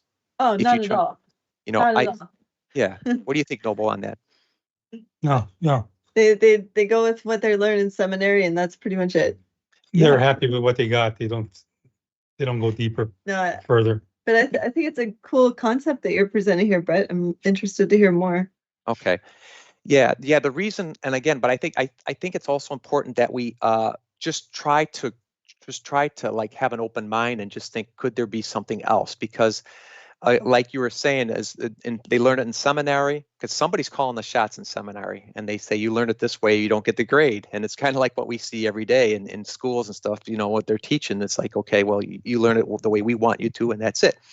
Yeah. And I think that can be dangerous to anybody who wants to learn and who are seekers. And it's kind of a little funny story with me, but when I went off fluoride for the first time, I think I might have told this in another one, but it's just, if you think about that scenario, me going off fluoride, is that I always kind of had such a fear of it, because I was always taught that fluoride is the way to go and it'll stop cavities. And I was so afraid to get cavities that I always had my little tube of old toothpaste right next to me at all times, to jump back into it. And it's almost like a leap of faith. And I had to, I said this, I heard that, I read so much about fluoride and how it can't be good for you. And, it's been 12, 13 years now, and I haven't had a cavity. And I've been off fluoride all these years, and I even get those shower filters and etc. that will take out the fluoride and Berkey and things with the water that'll take out the fluoride. So I do everything to do the opposite now, you know. Yeah. But the thing I wanted to say about that, it's important to understand, is that's letting go of preconceived notions and things that people have been banging into our heads. Very smart people, very popular people, evangelicals, etc. You know, again, we're all down to what people have been taught. Nobody has been around 2,000 years ago that is around today. So how can we can't have any observations of what it was like that back then. We have to kind of go with what we have, like a lot of these ancient texts, and we have to go with the Bible, and we have to go with things that we can see and deduce together. That's how we do it. So just be careful because of what people say should be right and how people try to downplay your thoughts of trying to learn anything different. So Yeah. So with that said and done, okay, again, the frightening thing about if we continue on and think about if these four horsemen could actually be, or four horses could be groups of people on this earth, each about a quarter of the population of the earth, let's say, in their thoughts and in their feelings and in their choices in life and etc. It's kind of frightening because, again, if that's the truth, or if that could be the truth, the events, the end times are already like right staring at us. They're right there because those four horses are already right in front of us, and they're already taking positions and slots where they need to be at the end times.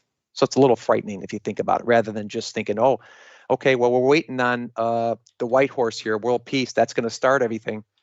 Right. Well, maybe there is a little bit more to that. Yeah, it's more of like we have in our mind right now a schedule. Like, okay, when this happens, we know that this is happening next. But then what you're presenting, it's some of these things could be going on right now, already compartmentalized into those four different areas, right? Right.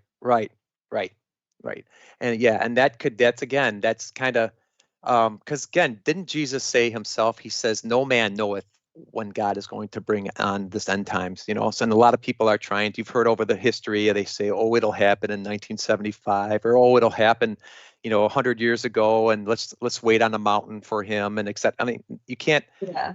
There's no Yeah. predictions, right? You've heard that, right?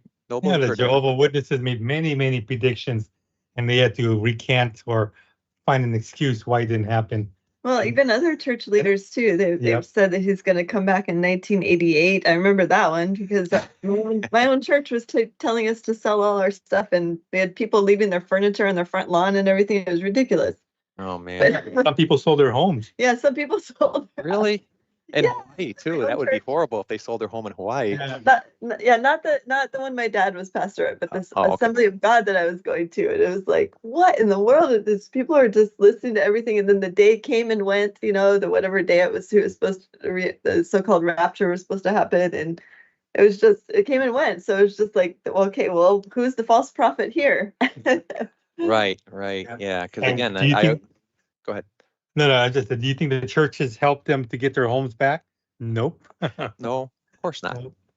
No, Of course not. Yeah, it's funny how that works, don't it? Yeah. You do what they say, but they don't. How many of them come to your aid when something happens that they? Yeah. So again, when we start to learn more about these four groups, again, there's good people as far as they want to do good in each group. They want to do the best at the world and be nice to their neighbors and etc. and try to find God in their own respects or whatever way they think is right. So there's, I'm not sitting here to condemn and saying this is wrong. I don't play that, because I think everybody, they might have been brought up in a certain faith already, without hearing anything about God or the God of the Bible or anything. So, I mean, how can you fault them? It's just, but it kind of like it is what it is, that, people are being misled, and I believe in every corner, and in every four groups here, I believe people are being misled. Okay.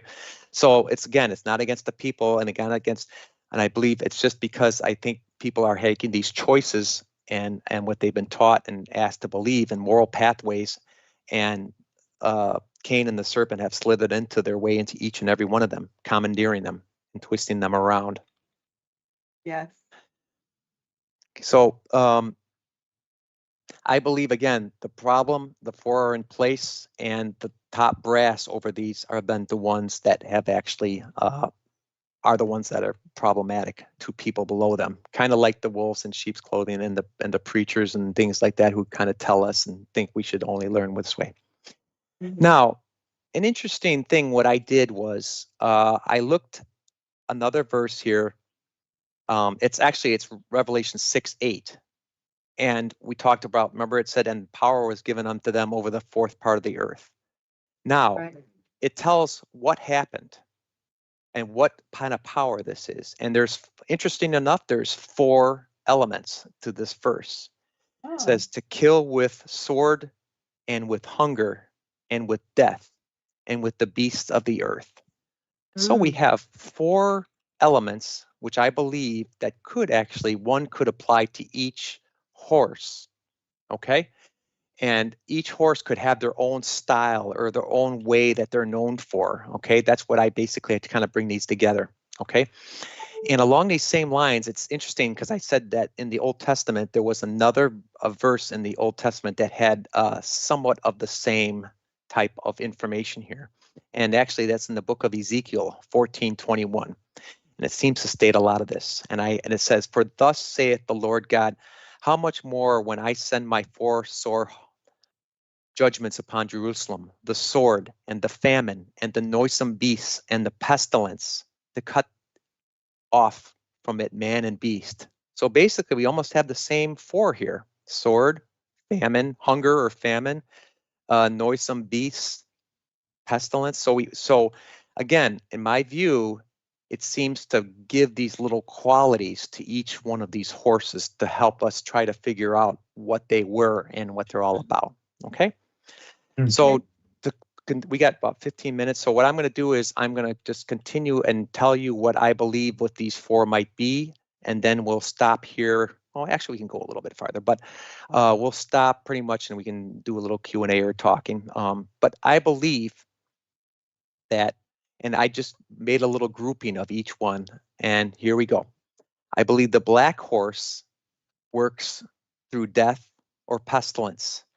And I believe that's how I group them together. And I believe this signifies that the leaders of the black horse could quite often control people by perpetuating or selling death as a major means of achieving one's own personal potential or self-actualization. They may spread infections, ideological pestilence, or dangerous ideas among their own people, convincing them to glorify the opposite of all that's needed to achieve a healthy and fulfilling life. They may even front death as some kind of spiritual stepping stool in order to help one achieve their own personal utopia.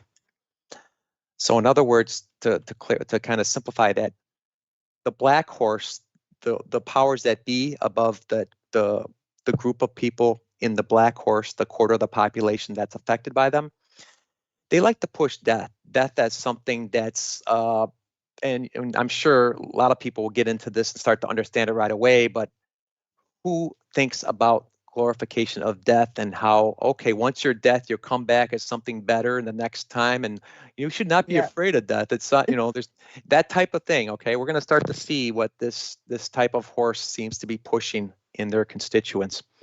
Yes, that like death is something to look forward to because you could come back as something better. Like Isn't that wonderful? Yeah, you don't have to really worry about what you're doing in this life, or worry about accepting Jesus as your savior, or going to heaven, or you'll make your own heaven. Don't worry. The next time you come back, that type of thing. Yep, exactly. Yeah, come back as a slug. Oh my God. Don't come back as something worse. Yeah, you got to come back as something better.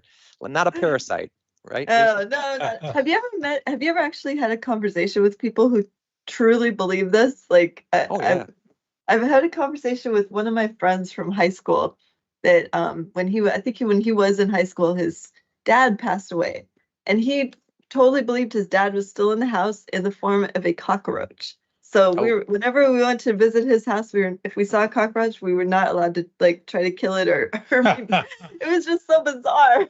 Feels like you're kind of out in left field when you have conversations with people that truly believe that. I heard that too. I heard that some people who facilitate that belief is they don't want to kill anything, even like a bug or something, because it might be one of their ancestors or someone that might be trying to make it through the struggle up towards the I know. godliness. I'm thinking, what happened for you to actually really believe that this is a legitimate thing? Like, oh my goodness. Yeah. No Yeah, sense. interesting. Okay, so that's the black horse, which we'll get into that first, probably next time. The next horse is the white horse, and that kind of like my favorite because it's the longest. It's got the most information. And the white horse and how it will work through hunger or famine. And what I believe is that says this signifies how the leaders of the white horse would quite often control people by continually heading them into a meek or humble direction towards a state of yearning, of need, poverty, etc. They keep people just a little shy of having enough physical, material, or especially spiritual fulfillment. They keep them hungry. Okay, spiritually hungry and even literally hungry in a lot of ways. So that's how I believe the white horse will work. They will work by having people feel kind of guilty, feel down about themselves, feeling full of shame, or else they better do a certain way or they're not going to feel this way. And I'm sure a lot of us can figure that one out too, because a lot of the belief systems that we know about does seem to have a lot of guilt if you don't do a certain thing right, and then people are out there shaming you for it. So that's interesting. But I think we'll find out more about that one next. The green horse and how it would work through the sword. This signifies how the leaders of the green horse would quite often be able to control their quarter of the population through intimidation with the use of weapons, guns, even with the sword itself. So I believe there's a lot of, in the green horse, as we will soon see eventually, is that they use a lot of tactics, fear tactics, and with pressure, let's just say, to make them get cohesion and get understanding of what they want. And the red horse, finally, is how I think it'll work through the noisome beasts of the earth. And these are all the ones that we talked about here in those last two verses about those four other atrocities or whatever you call them that are with.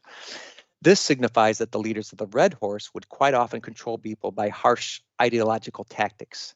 They do not use religious trickery. Instead, they may act beast-like regarding their methods of keeping people in line or making someone more subversive. When I talk about beast-like, we talk about things that you don't think are humane. Just think, why would you do such stuff that doesn't even sound human or dignified? It's beneath us. It's animal-like. It's beast-like. You do these tactics for people, on people, to make them listen and understand and hear. Adherence to beast-like ideologies are important to these individuals. They don't mind using fear, violence, threats of torture, etc., to maintain their power and control. So those are coming, but the next week, or actually next month when we start talking, we're going to be getting into the first one. And again, I don't think they need to go in any order, but I believe this is probably the most logical order that I start with is the black horse. And there are reasons why of this, that we need to learn about the black and quarter of the population in depth. Look forward to that. Yeah, very interesting. So we got some more minutes. So anybody want to? Anybody? Did you get any questions or any thoughts in Any here? questions? Yeah. Yeah, if you guys have questions in the chat, if you could put it in all caps, that would be awesome so I can see. If you have questions for Brett, that would be great. If you have questions for Zen, yeah, Zen is still with if he's us. still with us, if he answers, then great. If not, we can always save it for next time. Zen, did you have any comments you wanted to say about? Yeah, how about Zen? Want to hear comments? It's just again, it's a great pleasure for me to be here with all of you, and I'm hoping that my voice will get stronger and I'll be able to share more as we do these shows. But I'm glad to be part of the round table. It's awesome to be here with you again. I think you shared a lot. Prayers. Thanks, brother. And Paulino won't have to wait till next week. He's hearing you now. Yeah, Paulino from the Flat Out Truth is in the chat. He thought he missed you, Zen, after you talked during first hour. Oh, right on. Yeah, I appreciate her, and yeah, we'll definitely have to get her on and do interview with her ministry as well. Paulino and Chelsea. Yep, him and her. Yeah, that'll be great. Him and her. And then Sherry Papin also too. Then I remember we talked about you wanting to interview her about her amazing garden that she has cool pictures of on Facebook, and her techniques. So as soon as we can get her connected through Discord, and when your voice is up to par, we can get Sherry to come on and join us too. Yeah, that would be great. I'd love that. Yeah. Okay, good. So Zen, any can you share questions how then? you're feeling? Can you share about how you're feeling? Yeah, I'm feeling good. I'm still, slightly weak, but getting stronger, and my voice is getting stronger, and so yeah, everything is progressing. Okay. Yeah, It's just, you sound good. 7 weeks in the hospital and not Yeah. being able to eat or drink water or breathe on my own for like 6 weeks. It was Oh, pretty traumatic. Oh, man. Yeah, that is that sounds horrific. that's a lot. It was. It was Have you been totally. Zen, have you been reading anything or doing any writing or just studying anything stump your interest here lately? Yeah, I'm actually working on a book of poetry because Oh. I want to do some creative writing. And so I started because I feel good enough to be productive now. So I started 2 weeks ago. And my son is also working on a different book. And I've been reading a lot um, of different books, but a lot of, apocryphal scriptures, the New Testament Apocrypha, the pseudepigraphal books, the huge collections by R.H. Charlesworth. And Oh yeah, yeah. I've been Charles and enjoying Charlesworth. reviewing and looking back. I've been reading also the Perk D. Rabbi Eleazar, Oh, good. those manuscripts. Yeah, and a lot that we put out as well that have like the medieval Irish Apocrypha, things like that. Anything jump out at you lately that you haven't known before when reading these? Just curiosities or anything new? Well, with the New Testament Apocrypha, it reviews a lot of stories that we're not all familiar with. And I've read a lot of them into shows previously, but there's so much more. But, the revelation of the Magi and how that came forth from the primary Adamic literature and the promise that Christ gave to Adam when he removed them from paradise and placed them on the wilderness of the earth. He told them that he would be born of their bloodline 5,500 years after, and be a seed of Adam from the tribe of Judah, and he would also be priest, prophet, and king. And so, how all that was fulfilled. I shared that one manuscript on the priesthood of Jesus Christ, which confirmed from the viewpoint Theophilus, who later became a very important. I think he also was a Caesar at one point or something of that nature, but he was a very important individual in the story of Christianity, and he confirmed the bloodline and the lineage of Christ, and also that Mary was a perpetual virgin. And so, which I've seen some people challenging that scenario. But anyways, we have arrived at the end. Be blessed all. Love you. Thank you, Zen. Thanks, Thank you Zen. for showing Thank up. you, Dennis. Appreciate it. Yeah, we Awesome. love you Yeah. guys. Thank you so much, Brett, for sharing everything. For Zen, for people. Our moderators, thank you. Thank you all. Blessings, Yeah, everyone. thank you, We'll see you Lisa. this weekend. No Thank you all. Everybody else. Thank you, guys.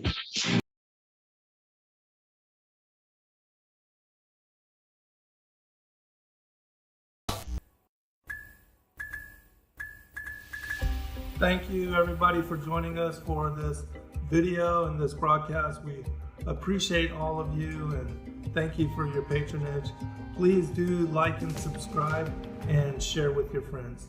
God bless all of you in your seeking.